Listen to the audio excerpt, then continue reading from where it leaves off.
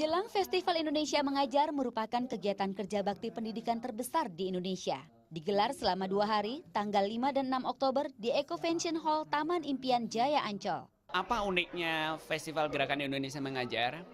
Anda tidak diundang untuk menonton, Anda tidak diundang untuk berdiskusi, Anda tidak diundang untuk membahas ide, tapi Anda diajak untuk langsung bekerja.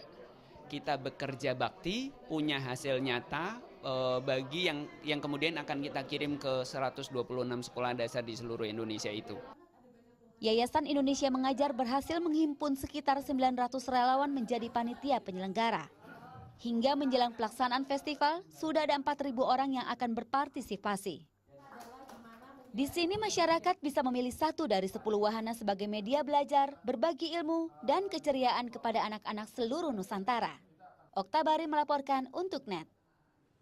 Dan sekarang di studio kita sudah kedatangan ada 2 wanita cantik. Kalau tadi sebelumnya 2 wanita cantiknya maksudnya Shanas dan juga Rahma. Tapi ini tidak kalah cantiknya yang akan membicarakan mengenai Festival Gerakan Indonesia Mengajar. Dan kita akan di sini sharing pengalaman bersama juga dengan alumni pengajar muda yaitu Mbak Sandra. Selamat pagi Mbak Sandra, Mbak Evi juga. Pagi, Jadi Mbak Evi ini adalah selaku sebagai Public Engagement Manager dari Gerakan Indonesia Mengajar ini ya. Waktu itu kita juga pernah bincang-bincang di The Morning Show ya Mbak ya. Betul, ya. Gimana kabarnya nih semua, sehat? Baik, alhamdulillah. Sehat, semangat, Mas. Semangat terus ya. Semangatnya terus. Ini semangat capek pasti menyiapkan Festival Gerakan Indonesia Mengajar yang akan diberlangsung besok ya? Betul. Sebenarnya apa sih yang menarik di Festival Gerakan Indonesia Mengajar nih Mbak Evi?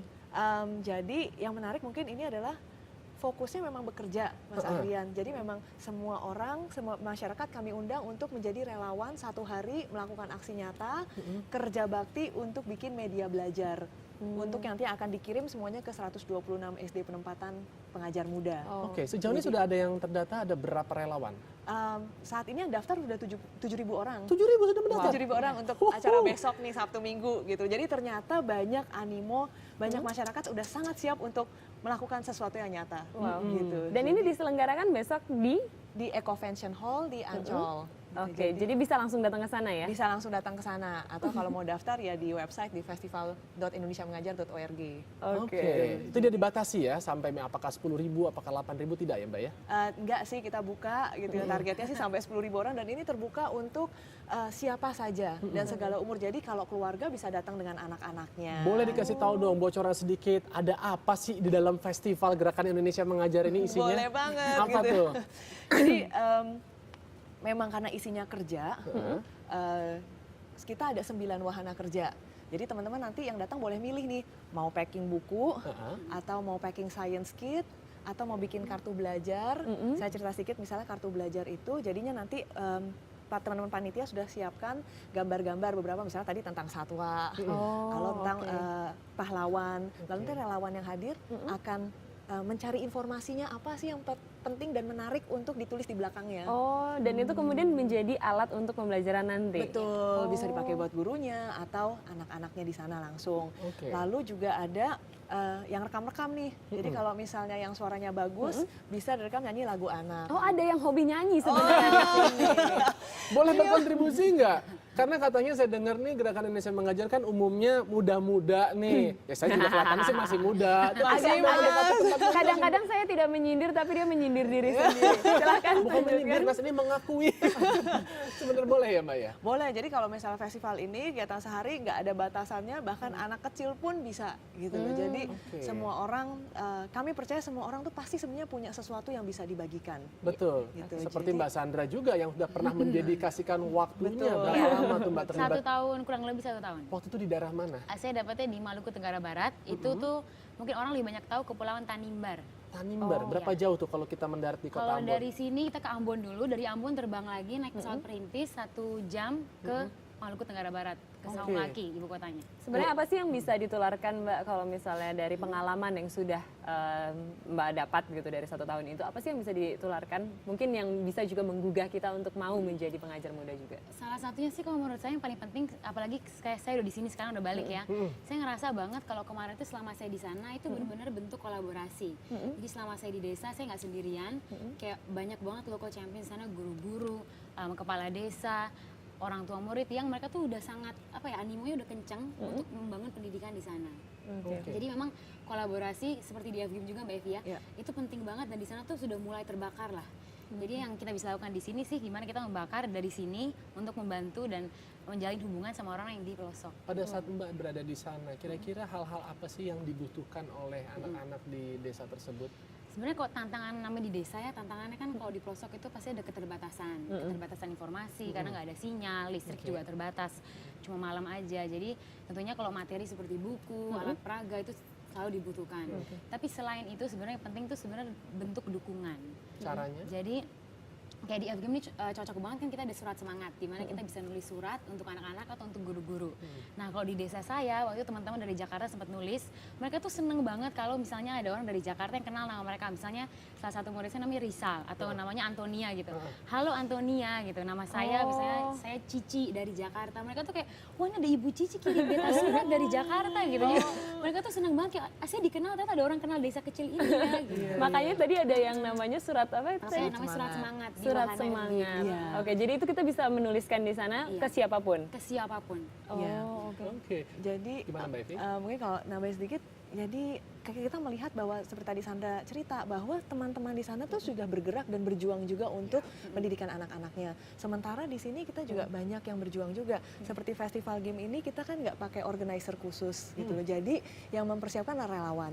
Jadi sudah ada 850 relawan panitia yang mempersiapkan nih khususnya 2 minggu ini sampai tengah malam walaupun teman-teman bekerja dari pagi sampai sore, malamnya nyiapin gitu ya festival. Jadi ini yang ingin kita sampaikan bahwa teman-teman di penempatan di desa-desa itu tidak berjuang sendirian. Di sini juga kami juga berjuang dan ini nanti yang akan ketemu energinya Mas. Dan nanti ribuan relawan lainnya juga ikut bekerja gitu. Jadi waktu media belajar nanti dikirimkan ini bukan cuma sekedar barang gitu loh. Memang ada sesuatu yang perlu dikirimkan gitu ya. Tapi kalau misalnya kita datang ke sana dengan misalnya membawa buku pelajaran bekas, itu bisa nggak sih Mbak Evi? Pada saat festival? Pada saat festival. Bisa nggak? Jadi nanti kan kita memakai buku, jadi udah ada kategori bukunya yang dibutuhkan, tentunya buku pendidikan khususnya untuk anak SD gitu ya, lalu atau untuk guru, nanti bisa datang bawa buku yang baru juga nggak apa juga gitu ya, malah yang karena yang dibutuhkan teman-teman di sana tentunya yang updated juga gitu. Nah termasuk juga membuka kesempatan nggak untuk bagi yang mungkin ingin mendaftar untuk jadi relawan langsung yang terjun ke daerah-daerah itu di sana? Nanti kalau misalnya untuk jadi pengajar muda dibukanya memang bulan November, tapi nanti di sana bisa ketemu dengan teman-teman pengajar muda. Termasuk gitu mungkin loh, Mbak Sandra akan datang Iya, nggak? kita akan kebanyakan pengajar muda akan datang di sana sih. Akan sharing juga di situ kira-kira nanti akan seperti ada apa banyak ya? kayak semacam kita udah setel papan apresiasi namanya, banyak papan yang akan memperkenalkan orang terhadap wilayah-wilayah penempatan kita. Oke. Kalau dari Mbak Sandra sendiri apa yang sudah disiapkan untuk memotivasi mungkin orang-orang Jakarta yang belum tergerak untuk datang Kita ke sih sana? udah blast ya, kita udah blast sosialisasi dari mungkin sebulan lebih yang lalu ya, tapi kan sekarang lagi gempar-gempornya nih, dan dalam beberapa hari terakhir ini orang baru kayaknya udah mau ditutup nih pendaftaran, jadi baru pada daftar kan last minute ya orang Jakarta ya, langsung pada daftar. Jadi paling di sana tuh akan penuh dengan orang yang semangat, dan kita juga selalu bilangnya kalau yuk bergabung dalam kerumunan positif. Jadi ini memang benar sebuah kolaborasi untuk bekerja bakti 1-2 hari ini. Ini menarik sekali loh Mbak Sandra, melihat dari ceritanya Mbak Sandra, benar-benar kayaknya all out ceritanya tuh lepas semua ya, meninggalkan Jakarta. Ya 1 tahun lebih itu bukan waktu yang singkat ya kan. Sebenarnya apa sih yang menjadi latar belakang Mbak sampai mau melakukan ini semua?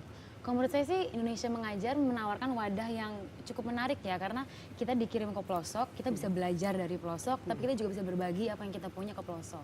Dan kayaknya kita semua nih yang udah pulang, kita mengerti bahwa kalau mungkin kita selalu dibilang kita harus punya dulu nih, baru kita berbagi sesuatu. Tapi kalau di daerah itu kita nggak nunggu punya gitu, apa yang kita punya itu yang kita bagi gitu.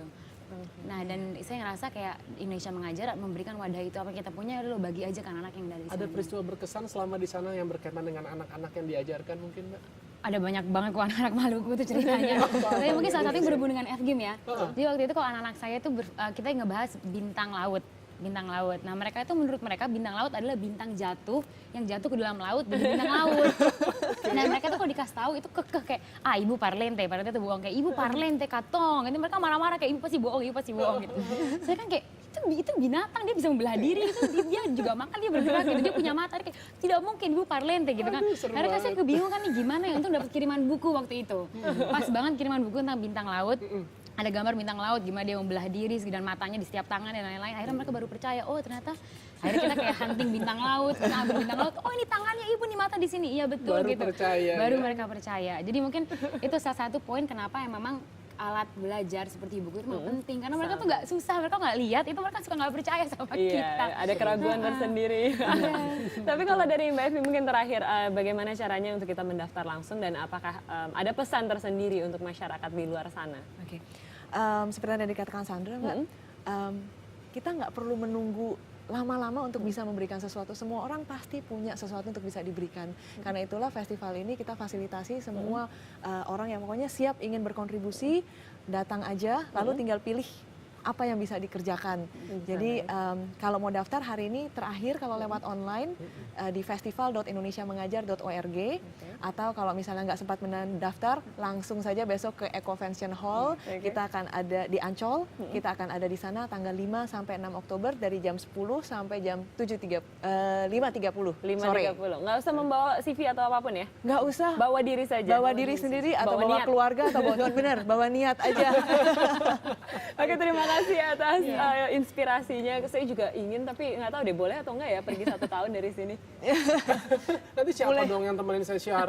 Ya udah nggak apa-apa, Mbak Sandra Mungkin boleh gantian. Oke, thank you. Nanti kita juga ingin datang, apalagi Adrian sudah tidak sabar untuk menyumbangkan suaranya. Betul, besok Pasti. ya Mas ya, Iya atau hari dong, Minggu. Mbak. Thank you Mbak Evi, Mbak Sandra. Iya, sama-sama. Nah, apa yang akan dilakukan oleh Mas Febri saat dipertemukan dengan burung elang? Nanti kita saksikan Mas Febri, tapi setelah commercial break yang berikut ini. Kemarin sama Mas Febri juga.